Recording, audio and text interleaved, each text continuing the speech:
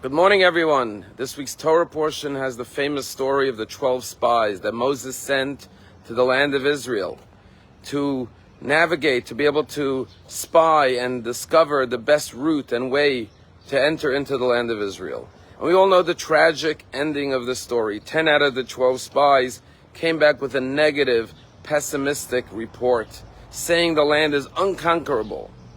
And God decrees, Yom Lashana, a year for a day. Since the spies went on their mission for 40 days, they would be punished. That for every day they went on their mission, they would have to wander for an entire year in the desert. And indeed, the Jewish people wandered 40 years before they could enter the land of Israel. And the question is, yes, they came back with a negative report, but how long did it take for them to give their negative report? A half hour, 45 minutes, an hour? Why were they punished for 40 days? They only gave a negative report for the time it took to give that report. The second question is, the end of the Torah portion gives us the commandment of tzitzit. Why is the mitzvah of wearing the fringes on the corner of our garments the conclusion of the Torah portion of Shalach? And the answer is that the sin of the spies was not just in the time that they gave the report, but for all the 40 days. Because the report was just a culmination of a 40-day journey. 40 days that they viewed the land, 40 years that they viewed the land of Israel from a negative, pessimistic perspective.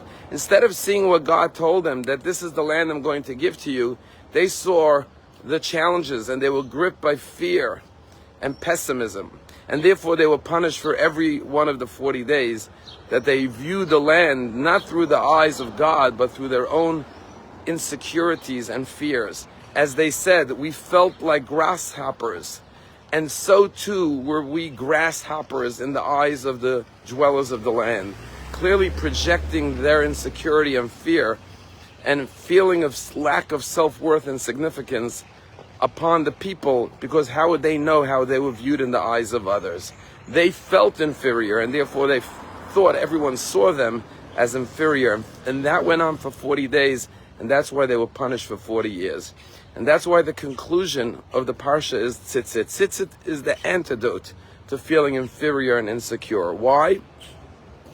Because the Torah says one of the fringes, one of the threads on each of the 4 fringes has to be techelet. Techelet is blue. Why blue? Because the rabbis say the blue reminds you of the blue of the sea, which reminds you of the blue of the heaven, which reminds you of Almighty God above. If you walk with faith in God, then you don't see those things that make you fearful. You see the hand of God, and you have the confidence and the strength to overcome any insecurities or feelings of inferiority. Today is June 24th. It's the 3rd anniversary of the tragedy in Miami Beach, the collapse of the Champlain Towers, where 98 innocent people at 1:15 a.m. lost their lives when the towers collapsed. One of the people who survived is a man by the name of Stephen Rosenthal. And he tells the story that at 1:15 he was awoken in the middle of the night with a thundering clap. They had never heard something so strong in his life. And suddenly there was debris falling down from the ceiling of his apartment.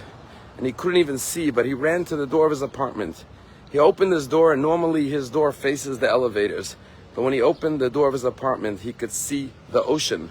The entire building had collapsed, and the collapse stopped just a few feet before the door of his apartment. He went out to the balcony to get some fresh air. He saw dozens of fire trucks and police coming, and sure enough, thank God, he was rescued from his balcony. From his floor of 12 people, only he and a neighbor survived. And from the entire Champlain Towers, 98 people lost their lives tragically, but only 37 were survived and were rescued. He moved into a hotel room, and a few days later he gets a call from the chief of police, from the police department. They say, "We found something that belongs to you in the rubble." He says, "Really, what?" He says, "We found your tefillin, your phylacteries, and your prayer shawl." He says, "Really, how did you know it was mine?" He says, "Your name is on the bag." And sure enough, he goes to the police department and claims his tefillin and talit, the only thing that survived from his apartment after it was all torn down. And these were the tefillin and the talis that his parents gave him at his bar mitzvah that he had not worn in many, many years. He says that since that day, he hasn't missed a day of going to synagogue and putting on his talit and tefillin. And he has changed his entire life because he says, I am a living miracle. I survived by a miracle. And I feel the loving embrace of my parents who gave me the talis and tefillin at my bar mitzvah, that they were my guardian angels in heaven that watched over me. In the midst of all that tragedy, Stephen Rosenthal said, I'm going to focus on the miracle of my survival. That's what the Jewish people should have done. They should have said, God saved us through so many miracles, took us out of Egypt. We're going to live with faith and confidence. But unfortunately, they started to look at things from a negative, pessimistic view. Every moment of our lives, we could look at the blue tzitzit, look at the ocean, look at the heavens, and realize we are all living in a miracle. And the more we recognize that, the more positive, optimistic, secure, confident, and strong we will be as individuals and as a nation. Have a wonderful day.